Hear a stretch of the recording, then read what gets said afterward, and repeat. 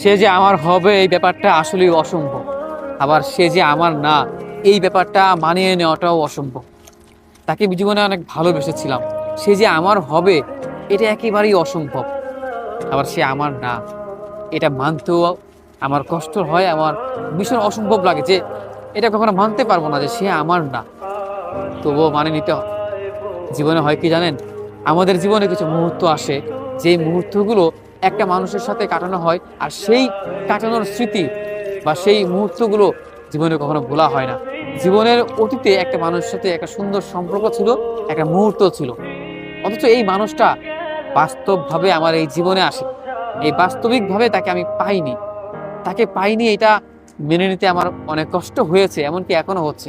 এখনো আমি আফসোস করি এই মানুষ কেন আমার জীবনে এসেছিল প্রথমে, আর কেনই বা শেষ অব্দি থাকলো না। এটা মানতে পারাটাও আমার জন্য অসম্ভব, অথচ সে যে আমার হবে সেটাও অসম্ভব। সে আমার না, সে আমাকে ভালোই বাসেনি। সময়ের ব্যবধানে বুঝতে পারলাম সে আমার সাথে সময়ের সাথে সাথে একটু টাইম পাস করেছিল, তার ভালো লাগা ছিলাম মাত্র, ভালোবাসা ছিলাম না। তার জীবনে আমি জাস্ট একটা ভালো লাগার মানুষ ছিলাম, ভালোবাসার মানুষ ছিলাম না। তাই তো আজকে সময়ের ব্যবধানে সে আমার হলো না।